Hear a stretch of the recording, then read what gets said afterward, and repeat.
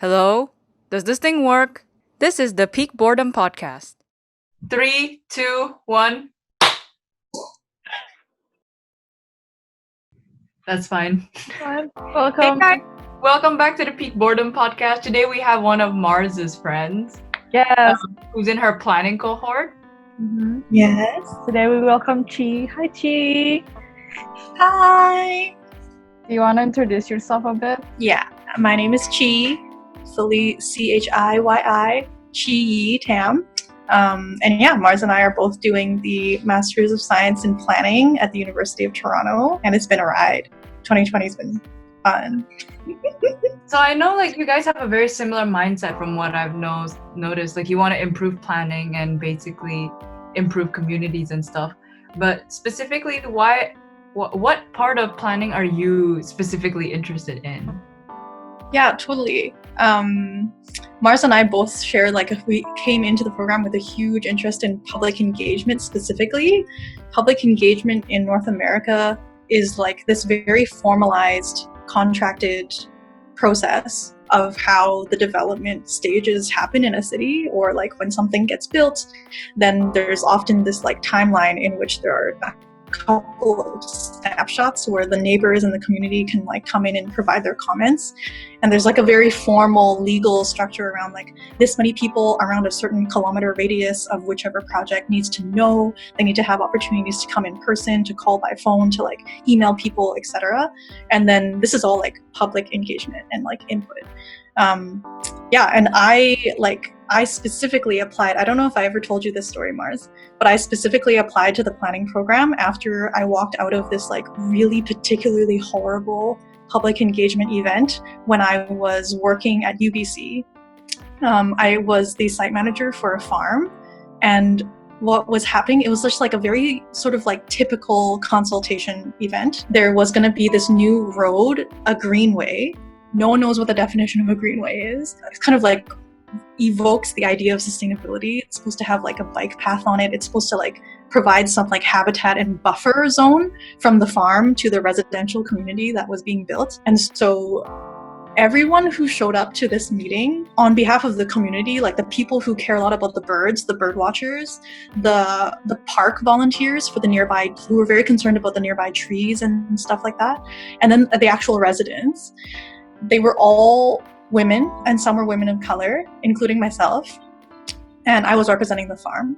And then some of my colleagues were there, and every single person who was there on behalf of the developers that were building the residential buildings next to the farm, and the planners from the university planning department, were all white men. And it was just sort of this very obvious divide in the room that no one was acknowledging. No one who was facilitating the event had the capacity or the will or or just the awareness to realize that is something that is really contributing to the atmosphere. And then towards the end of in the middle of it, usually some very typical visuals of public engagement is you'll have these post-it notes. Mars knows all about these post-it notes, and there'll be whiteboards, and there'll be people writing all over this fun, and this there's a very particular aesthetic to how public engagement works. It looks in photos very collaborative, and everyone who leaves the meeting is extremely frustrated and feels totally unheard. And so it's just so superficial. And in the middle of it, I think I have a theater background from my high school, so I'm not very shy. I'm very willing to talk in public. And so I grabbed the whiteboard marker at some point, and I was the person taking the notes. And so the developers and the planners were super uncomfortable with that, because they're supposed to be in charge of the official record of what happens. And so by the end of the meeting, a developer came up to me and asked me whether or not I had gone to which planning school I had gone to, and told me that they were hiring for project managers. Oh, wow. Well, I didn't know that part. Yeah, exactly. And I was just I was so over it. I was so done with the whole process, the whole event. And I took the business card and threw it away, and was so determined to get into planning school. I think the noise has returned in huge earnest, but we made it pretty far. So my next question is, how exactly do you envision, because you've been through like a bad experience of what public engagement is like, what do you envision a good public engagement event to be like? And it doesn't have to be specifics. Maybe like, what do you want everyone to leave from that public engagement session? Like, what do you want them to leave with exactly? Yeah, this is the big question that people spend their whole careers trying to answer. And some people who have won tons of like civic innovation awards and are very well known for like innovating a really specific new way to engage, they'll take that aesthetic even further. Like there are these things called like citizen lotteries. There are these things called like participatory budgeting. There are all sorts of innovations on how to do it better. Like some are really basic, like let's provide childcare, let's provide multiple time frame options so more people can be included. Let's provide like accessibility and wheelchair information on the event description. Let's have it audio recorded and transcribed. Like there's just like so many dimensions of inclusion that if you're a systems thinker, you start tracking like, okay, well, this is telling me about a more fundamental problem, and then this is telling me a new, more fundamental problem. And like once you have like disability justice and like just like structural relationships in society back into it, you suddenly like it almost gets too big and too small at the same time. And the conclusion that I've so far gotten to is that you can improve like the public engagement event on an individual basis like as much as you want, and we need more of that. We need some basic like provide meals, provide honorariums, provide childcare, some like really basic practice. But at large, we should not have like systemically a relationship between citizens in the decision-making process that is so differentiated from the people who are in charge of those decisions. Like there shouldn't be this like us and them divide in the first place. So that it's, now you get into like, okay, then how should governments be formed? And like it like brings you into like these really, really big foundations. And I think like Marcus and I both went to planning school trying to answer the question of like, why does public engagement suck so much? And what you learn in planning school is that it sucks even more than how you thought and your own limited experiences of trying to do it. Yep. And the ones you get to go on field trips to try and go to and see different methods. It sucks more. And what you do know consistently is the people who are very good at participating, the people who are very engaged, all share like very specific characteristics. They own things, they have control over their time, they are very secure in their sense of location and which community they're going to invest this time into being really active around. And so this like renters, single parents, people on disability assistance, like all these people who are like continuously excluded at the margins at greater and greater degrees. The idea that like it sucks so much and then more than it even wants, you realized it could, leads you to the conclusion, okay, well, you could attack this from the other direction and make it so that more people are secure over their time. More people are location secure. More people are like wealthy and like more like, I don't know, financially secure as well. And that could be like a more roots-based approach to the problem, as opposed to like, let's just make the solution better. Well, like the roots of the problem could be that we just bring more people into that sense of wealth and community. Yeah. That's my conclusion so far. We'll see how that goes. Yeah, that's definitely a hard question. Like, I don't even know myself. It has to do with like, even like the people you serve, you need to know that, and that there needs to be a collaborative process. And there's just like this fight between power that needs to be like gone, because essentially they all have, like what I've learned in planning school so far is essentially they all have valuable knowledge, and how do you make that knowledge important? And then also like you have to like shift from the reactive of like how can we improve this to instead like what could, you have to go into like the imagination part. So it's like, what could our relationships look like instead? How could we have really embedded trust for consensus decision making at a broader scale? And in some ways you're asking like, how can you actually operationalize democracy in its most idealized form? Like, because there's so many versions of it, and it's just like a huge question. And I feel like Asians in particular have like this emotional ambivalence around like the word democracy and like all these like big words like that are supposed to be huge solutions, but they just all mean chaos in some way. So either it's like democracy or like communism or like socialism or like whatever, like especially for I think the diaspora and people who have like grandparents who have been through like war times and been through these like huge cultural upheavals, especially in the Chinese community, are just like whatever, this just all means the same thing. But I feel like it could be interesting for for our generation to pick it up again and get more specific with it and reinterpret it. And that led me to economic democracy. So yeah, technically that was a long way answer to say that now my planning interest is in economic planning, which I didn't expect to end back on. I thought that I was never going to do economic development again after my undergrad, but I just somehow returned full circle to this. So based on what I know about your courses, you guys work a lot with more grassroots organizations, you work with the community. And I'm curious from an outside standpoint, whether you know maybe the difference between non-government organizations, non-profit organizations, charities, social entrepreneurships, and what are the essentially economic structures of these organizations? Yeah, totally. I don't know, is that question for Mars or is it for both of us? Both of you, I guess. I think you know more, Chi. So this is, I think you guys are referencing the mutual aid paper I worked on, which was very revealing. I think we all had heard of, like people who work in policy spaces have heard of this idea of the nonprofit industrial complex. For I'd say like a good couple of years, it's become more popular. But I don't think I realized like the full extent of it. Like you hear these stories of people who like work for the UN and get super jaded and they're like, the UN doesn't do anything, or work for the huge foundations like the Bill and Melinda Gates Foundation, who are supposedly do this like amazing charity work. And then still like systemically the philanthropy sector is like this investment arm, and it's related to taxes, it's related to like individualized wealth and just like accumulation in some way. And so it all just like feeds this ladder of wealth accumulation. And so like people are like, well, this is a way for you to seem like you're doing a lot of social good and providing a lot of social benefit without actually challenging structurally the system.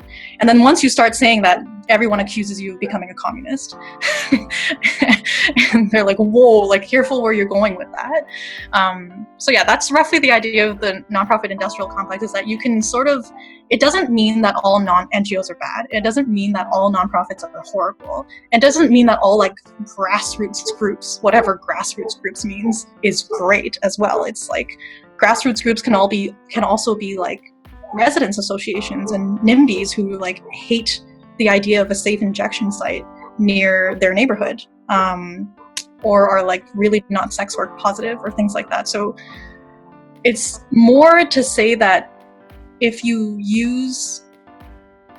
start looking at things by tracing the money, by tracing who is funding this and how is that trickling through, especially in the relationships in the employees in the nonprofits and the interns and the unpaid interns, and how that contributes at large, and who are the donors and like who actually gets to make decisions about the services they provide, then you start really realizing, okay, this is a business, these are corporate structures, and they may not actually lead to more community control over how we solve our big problems. Well, which in Canada, we have the We Charity, which is just lovely news. Yeah, for those who don't know, that We Charity is a Canadian charity that's are clearly under fire for misusing government funds. Is that what's happening? Oh. Yeah, they haven't yet been able to misspend it. It's just that they have very elite connections with celebrities and all these high-profile people, and so they have a very intimate connections, it seems like, allegedly, with the Trudeau Foundation. And so for the government to now award a huge contract to them and to identify them as the only people capable of delivering such a service contract is, something that people are really concerned with. Yeah. That's an aside. But I do feel very hated of like, so if you don't know me, in high school I've been one of the person who's like the NGO whisperer or whatever. Like I knew had a connection with a lot of NGOs, and the more I like help them, the more I'm like rethinking everything. Like, wait a second. I think for me it was more prevalence because in my community I wasn't one of the rich ones, so I couldn't be throwing money, right? That's just not possible for me. So it was more like apparent for me as a kid trying to figure out like in a structure that's like colonized, and like that's another thing, but like how to help like our community specifically. That's one of the reasons why I'm in planning school, to be honest. Like I don't know how else to help people, like. And with groups, like my curiosity is, so the word non-profit organization means they technically don't profit, right? Then how exactly does money flow through these organizations? Like how do they afford to pay their employees and progress in any way if they're not profiting? Yeah, exactly. So they operate purely on grants.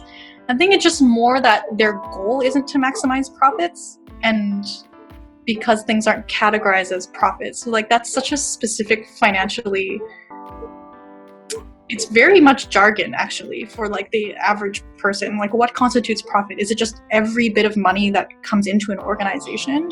And so long as money that is coming in, and there is money coming in if they are a really big charity that hosts these big galas, and those galas have to be profitable. For like a layperson, profit just means that the cost that it took you to operate something is less than whatever you took in.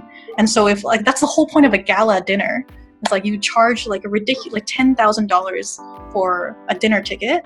So and then like the cost of a meal is like maybe like maximum $200 dollars per head, depending on the most expensive gala for catering. And then hopefully people will also participate in the auction for some cute things that were donated. Maybe they'll buy a raffle ticket. And so yeah, these things are just not called profit, but like the operating logic and the behavior and the relationship is still the same. So it's like so many things just like fly under the radar because we don't call it what it is. And I think there's like too much attention that is misguided in terms of like, well, there's all these like charity transparency charts, and they do incredible work around like, oh, how much overhead does this charity use when I donate $1 to them? Is it like 50 cents go to marketing and just trying to put more advertisements to get more people to donate? This is something that really bothers people. And so like, especially conservatives, they'll often say like, oh, I would rather just give my $20 to a homeless person on my street compared to donate $20 to this really complicated charity far away. And that's just like a much smaller question than the more like systemic issue of, well, these charitable organizations exist just to perpetuate themselves. They have to continuously spend all the money that they bring in to justify the need for that money. And so the incentive and the logic system inside of this organization is no longer actually relating to community need at all. It's more relating to its own needs, because nobody can own a nonprofit. That's like a legal definition, depending on which country you're in, and this is something I'm interested in researching. Depending on which country you're looking at nonprofit legal systems, it just means that no one owns it. And so not even a community owns it. And so it's not like a community land trust. It's just that it will continue to perpetuate itself as much as it is able. And pay their executives a lot of money and then pay nothing for interns. Oh, wow. That actually branches on perfectly to our next topic, the idea of unpaid interns. What do you think the effect of having unpaid interns? Did you guys ever do?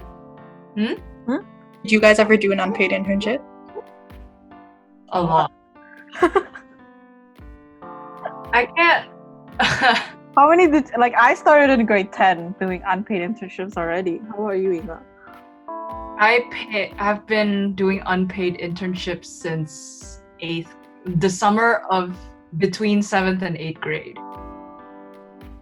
And essentially it's been perpetuated by my parents' idea that your first job is very important and you have to gain as much experience as possible in the field that you want to go to. Fortunately, I already knew what I was going to do quite early on, so it was just a matter of getting internships and getting the experience that I wanted to build my CV. And thankfully, I do have quite a lot of experience built up from these, but then they're all unpaid. I can definitely say, depending on the organization, that as an unpaid intern, you're not valued as much as the workers. You're basically throwaway labor. In fact, if anything, I'm doing a master degree that requires like 9 weeks of placement in a company, and it's very difficult to get one. And here's what a professor said: it's because essentially, if you only work there for about 3 months, that's a waste of time for most organizations, because 3 months is the time they take to train you, and then suddenly once they're done training you, you're gone.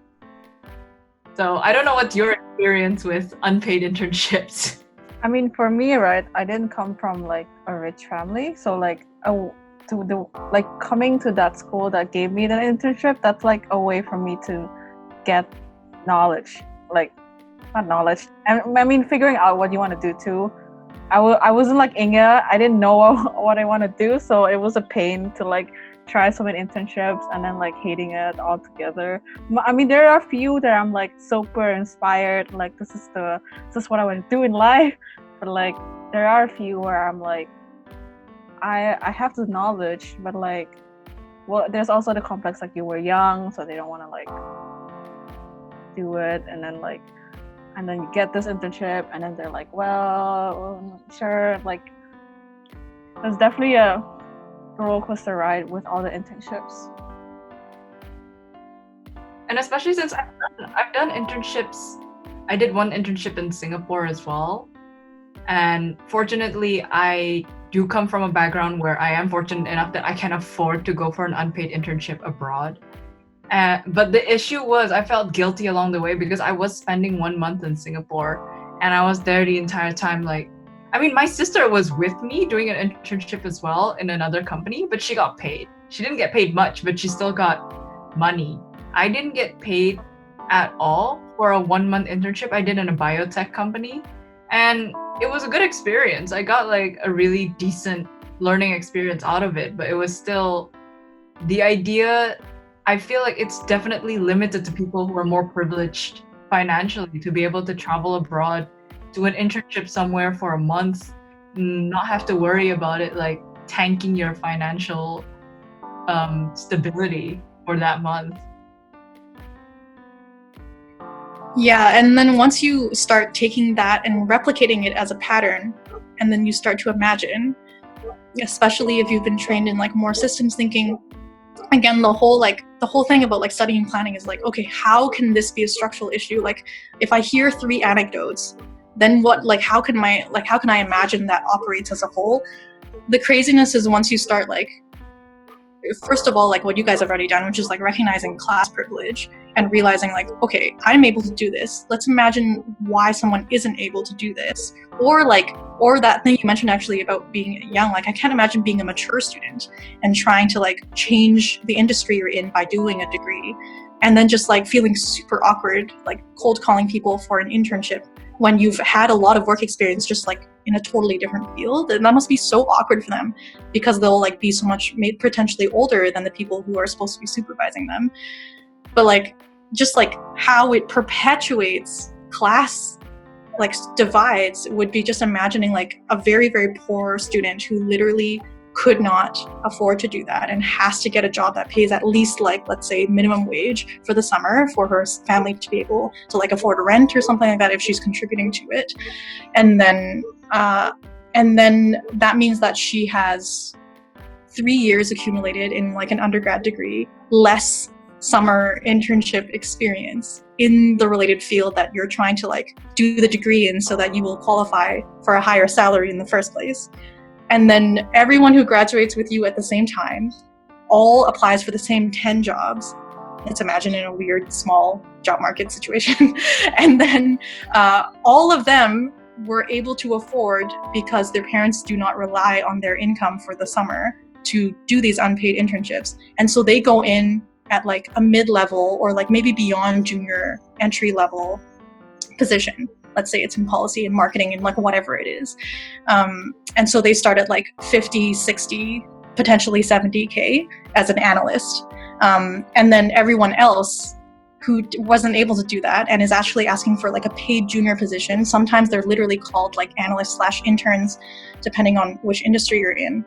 Now you're starting at like 30K or like 40K, like way less. And it takes you like 6 years more than them, depending on how open the organization you're in is to promoting you, which if you've decided to choose a nonprofit, there's almost no opportunity for promotion systemically. Yeah, it just like it'll just be dependent on so many things. And then they're 7 years ahead of you in wealth accumulation, and then they buy property earlier than you, and then that continues, and they have children, or like it just it's just like a crazy pattern once you start telling that story through to the end.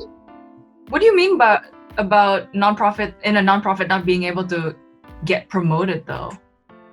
Because nonprofits are so reliant on grants that may not be multi-year. If they're multi-year, then they're really, really lucky. Or if they have like a very consistent donor or sort of like social entrepreneurship model where they raise their own money through a business that is intended to serve their service grants, which is more and more what people are leaning to because of systemic underfunding of like public services, etc.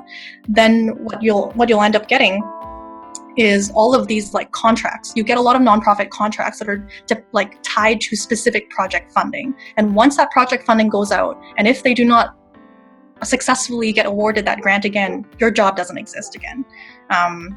Yeah, just crazy. Wait, have you ever done an unpaid internship? I don't think I have done an unpaid internship. I've only done things that were explicitly volunteering. Like it was very clear. It's like we're looking for volunteers. And I think it was like in high school, like just like wanting to like, I don't know, go count the salmon in the salmon stream, or like go volunteer and be like a tour guide at the local park. I loved being a tour guide. Yeah. Well, here's a probably more controversial topic. What are your thoughts on side doors? Or at least first, let's start. What exactly is a side door? Because I think Mars and I had very different definitions for it. Oh, really? Different definitions for a side door? Yeah, I mean, I think for me, the idea of using your connection or your parents' connection to get a position is already counted as a side door. But I think Mars disagreed with it, saying that it's not necessarily a side door. It just happens to be who you know. So, well, I don't know if I'm being controversial, but I don't know, like growing up not having a network and then having a network, like a network itself is something you work for, right? Not saying the ones you buy into. That's like a totally, like I'm talking about like people you actually like talk to and then like figure out things, and then you're like, audio, what can I do to be better at this, that. I feel like that can be a side door, but sometimes it's not. I think some people think that side door has some like negative connotation to it. Like it's not legit, or it's like some kind of nepotism or some sort of like unqualified aspect to it. I the way I've heard it, it seems to be both. It seems to be used in both ways. But I think it's like broader. I think it's just any instance in which you were able to use some sort of referral or relationship, or just like advice that leads to more advice, that leads to another connection, that leads to another connection, which is also just networking, which people tell you to do all the time. So for some people, like networking is the front door, is the sort of like very legitimate in the public. Everyone understands how this happens, and it's open competition for everyone. So I think like conferences and networking is sort of like right in between the front and side door, let's say. But I think it's more a problem that there are some people who don't even know about networking. Like some people don't even know, let's say networking is in the basket of the side door. Some people are not taught this, which is similar to that whole, like, I think I remember we were talking about counselors. Depending on who you have in your network, nobody ever teaches you how to do this. You just like, you will learn this like so late in life, or maybe just never learn it at all. Like there are some people who are so astonished by the behavior I remember like listening to these conversations in university where they didn't realize that they could ask a professor or an advisor for something like that. They didn't realize that they could ask. They didn't realize that being introduced for a coffee date wasn't just like informational. They didn't realize that they were supposed to follow up after that coffee date to do these things. And it's like, that's a culture, like that's a set of behaviors that is so ingrained in a very specific kind of corporate culture, that if you don't know about, you're not going to find out about scholarships, you're not going to find out about whatever. And applying through the front door just means like that, like very straightforward story of like, well, I applied for a job, I didn't know anyone who worked there, they liked me in the interview, and then I got the job. And like you also hear the other story where it's like most people don't bother doing that, or they hire from within their circles and networks. And it's like, okay, well then let me just sit here and wait for my networks to make that happen. Like it's that shift from going to proactive, where there are people who hire people to be their side doors, who like consult and give them advice on how I can better like do conversations. There are people who will train you how to participate in conferences. University resources will also teach you how to do this if you look for it. And then, like, someone else will have to have been your side door to those resources in the first place. So the whole thing is just like, it's too dependent on context and situation for it to be sort of equal, I guess, in that way. It'll always be equal, and that's exactly how inequities continue. So I guess most inclusion efforts are all trying to like level that playing field, which is what I think they refer to all the time. I think it also has to do with the idea that if you ask someone for an opportunity, it sounds a bit desperate. And I think with the Asian culture, no matter how much network we use and how many side doors we tend to use, it feels like in Asia it's looked down upon because they're always talking about face, right? They're always talking about saving face, about your reputation, and the idea of coming up to a teacher asking for an opportunity sometimes can be seen as almost desperate. Yeah. Like, oh, you couldn't apply through the front door, and now it's like you're asking your teachers. Like, it's almost, sometimes it almost feels like that. Frowned upon. I definitely felt in that. Chinese culture, there's guanxi, so there's a lot of like, it's actually very explicit and surprisingly like accepted as a practice. I don't think anyone would think badly of you. Everyone would sort of think that that's par for course, that you would ask on behalf of your daughter, send your daughter's resume to 10 of your friends, or someone that you met once. My mother has sent out my resume without asking me. It's been a deeply embarrassing but also lovely of her, like very thoughtful of her, and she's like obviously trying to advocate for me as much as possible. But yeah, deeply embarrassing for me to try and follow up on. Yeah, I remember. My dad gave me someone's CV just a couple of weeks ago, and I just sat there like, what am I supposed to do with this CV? Because it's his friend's son, and I don't know what they wanted out of me to look at the CV for. Like, did you want me to check it or something? He just passed it on to me, and I didn't know what to do with it. Because it had nothing to do with my field whatsoever. He wasn't even in the same country, so I didn't know what to do with his CV. Yeah, I still feel that embarrassment. I mean, like even a few months ago when we were still searching for internships, because we also have like an internship component that never happened because of COVID. And I was like messaging Chiyi, like, should I even be like emailing this person? Like, this sounds so desperate. Yes! And like, I remember. and I was like, yes. Yeah, it's just like, email, like, why are you even asking me? And I'm like I've done this so much, but there's still that guilt, you know, like, am I taking the side door?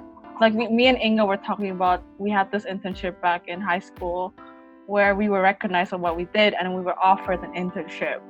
And Inga's like, that's a side door. But I'm like, well, we still work for it. Like they recognize what we did. We wrote an essay to make sure that like we fit what they wanted to. Like, is that wrong?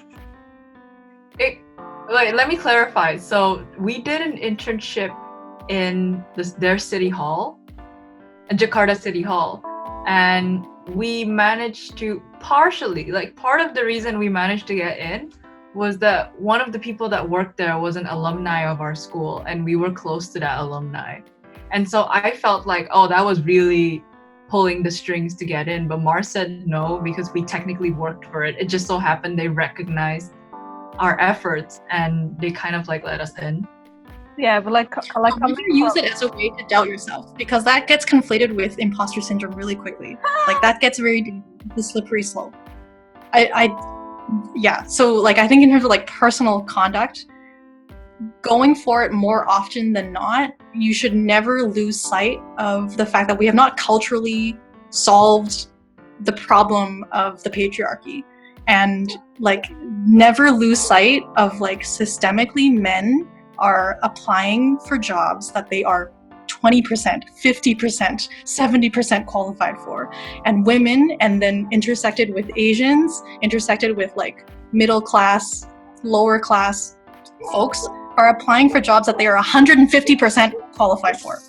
Okay, and like just like it's broadly, so like in terms of like realizing where your positionality is depending on your qualifications, your circles, which country it is you're operating in, totally by context, like being aware of that is great, but just keep in mind that like there are tons of people who are not considering that and just going for it anyway. So like always, especially when you have like friends and like other women, like always like lifting them up like right away, like even more so like trans and like non-binary folks, like really like checking in with them multiple times, like making sure that you're like championing someone and realizing it's like, hi, remember you told me that you were interested in that job like 2 weeks ago? Did you apply for it? Even if it's just your classmate. Like I found that those are the, like when I need to get out of my head, it's people who've done that for me that I've really benefited from. And constantly we're just like nowhere, we're like there's a long way to go before you will cross the threshold of like not deserving whatever it is you've gotten or landed from your efforts. Don't you dare. I will talk you out of it. Call me anytime if you start doubting yourself. I think my only issue with side doors is my own sister has been in a position where she applied using a front door. She applied for a, I think, graphic design position at a hotel of some sort, like social media management and stuff like that. And she was definitely more than qualified and she was super interested in it. But her friend managed to snag the internship from her through a side connection, and she was not interested in the position at all, and yet she still got it. And that's like probably the only time where I get pissed at these kind of side doors being used. It's people who really don't care taking opportunities from people who pour their heart and soul into these kind of things. Especially if she knew that she was excited for it and like had that friendship established. Like that's just being a shitty person, like at large.